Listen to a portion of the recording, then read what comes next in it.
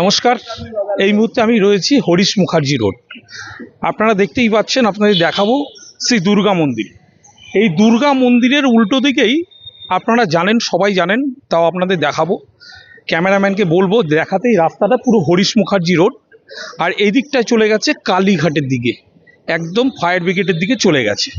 এইবার আপনাকে আমরা ওপারে গিয়ে দেখাতে চাইবো যে আমরা কোন জায়গাটায় যাচ্ছি। এই দুর্গা মন্দিরের উল্টো দিকে কি বাড়ি রয়েছে, কোন ফ্ল্যাট রয়েছে আপনাদের দেখাতে চাই।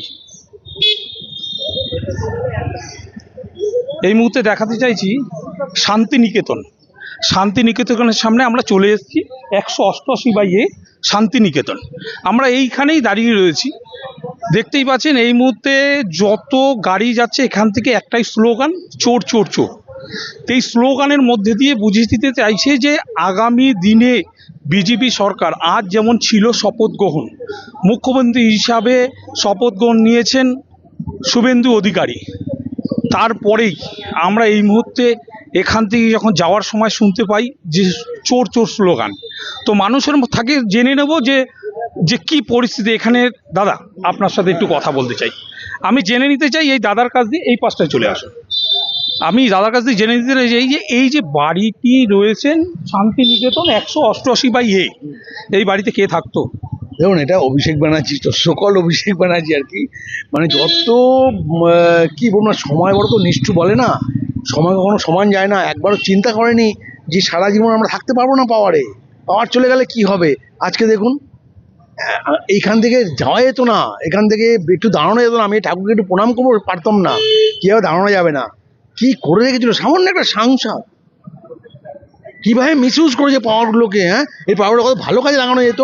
আর কিভাবে এরা একটু নানা রকম বদনাম, এ নাকি পুরো টাকা দিয়ে নাকি টিকিট দিয়েছে। এদের লোকগুলো আজকে সবাই মুখ খুলছে, এতদিন মুখ খুলতে পারেনি, সবাই যে মুখ খুলছে। এত করাপ্টেড একটা লোক, আর তাকে সিকিউরিটি দিতে হবে। এ কি আর মমতা ব্যানার্জি মানে পুরো চোখ কান একদম বন্ধ রেখে চলেছে, এর উপর অন্ধবিশ্বাস। আজকে কি হলো, এই শেষ করে দিল দলটাকে, পুরো দলটাকে শেষ করে দিল। না, কিছুক্ষণ আগে শুনছিলাম যে কিছু লোক বলছিল যে এখানে কিছু পার্টি অফিস জোর জবরদস্তি দখল করে রেখেছে, এখনো পর্যন্ত ছাড়ছে না, তাতে অনেক কিছু 2 নম্বরই কাজ হচ্ছে। তাতে কি বলবেন এই নিয়ে? শুনুন, যারা এখানকার ভবানীপুরে যারা লোকাল আমি দেখছিলাম 73, 71, 77, এরা তো জানে, এরা ভালো বলছে। এবং এখানে নাকি শুধু তাই নয়, নানা রকম মানে ক্রিমিনাল অ্যাক্টিভিটি হতো, এবং সেটা পুলিশ দিয়ে গার্ড করে।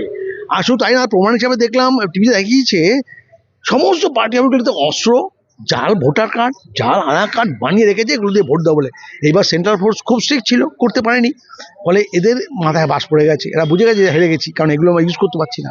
কিন্তু এতে নিয়ে দিদি তো বলছে যে না, এসআইআর করে আমাদের পুরো শেষ করে দিয়েছে, এই ভোট আমি মানছি না, এবং মুখ্যমন্ত্রী পদও ছাড়তে চাইছেন না। এই নিয়ে কি বলবো? ওনার বক্তব্য সারা বাংলার লোক জিজ্ঞেস করুন কত খুশি হয়েছে এসআইআরে, প্রত্যেকে শান্তিভাবে ভোট দিয়েছে। এইবার প্রত্যেকটা লোক ভোট দিতে পেরেছে, সবচেয়ে খুশি। আমি যাকে জিজ্ঞেস করেছি বলে হ্যাঁ নিশ্চিন্তে ভোট দিয়েছি। এইরকম শান্তিভাবে ভোট কোনোবার হয়নি। এসআইআরে যে কত সুবিধা হয়েছে সেটা উনারা স্বার্থে লেগেছে বলে বলছেন, উনিও জানেন ভালো হয়েছে, প্রচুর লোক ভোট দিয়েছে। এইরকম ভোট পার্সেন্টেজ কোনোভাবে পড়েছে বাংলায়, কেউ দেখতে পেরেছে? এসআইআর হওয়ার সুবাদেই তা পড়েছে। একদম। দাদার থেকে জেনে, দাদা আপনার কি এখানেই বাড়ি? আমাদের আচ্ছা, ও পেছনেই বাড়ি আছেন। তা দাদার থেকে জেনে নিলাম, দাদা এই মুহূর্তে যেটা বললো যে এসআইআর নিয়ে, সেটা মমতা ব্যানার্জিও জানেন যে ভালো হয়েছে। তো যাই হোক, তার প্রক্রিয়া আমরা নিতে পারিনি, তা জনগণের প্রক্রিয়া নিলাম। এই মুহূর্তে জেনে নিতে চাইছি যে আরও আমাদের সাথে জনগণ রয়েছে, তাদের থেকে আমরা জেনে নেবো। যাবো এই দিদির কাছে। দিদি, আপনার কি এখানে বাড়ি? না, আমার যাদবপুরে বাড়ি। যাদবপুরে বাড়ি। কি বলবেন এই নিয়ে যে এই মুহূর্তে 2026-এ বিজেপি সরকার, অনেক দিন ধরে যেটা মানুষ বলছিল যে আমরা খুব ভুক্তভোগী টিএমসি আসার পর থেকে 15টা বছর, এই মুহূর্তে আমরা দাঁড়িয়ে রয়েছি শান্তিনিকেতন এবং 188A এই বাড়ির সামনে আমরা দাঁড়িয়ে রয়েছি। আপনি কি বলবেন, বিজেপি কি আসার সাথে কি সহমত আপনি? আরে, বিজেপি এসেছে মানে আমরা তো ওই যে বলে না যে বাংলা এখন এই রাজ্যটা রাহুমুক্ত হয়েছে আর কি। যাদের ইয়েতে ছিল তারা তো মানুষের মানে জিনা হারাম করে দিয়েছে, মানে আজাদ, মানে এদের থেকে আমরা আজাদ হয়েছি। আর আমরা প্রাণ খুলে বাঁচতে চাই, নিজের মতো করে নিজের মতামত রাখতে চাই সবার কাছে, যে আমরা কাকে চাই, আমরা কাকে চাই না।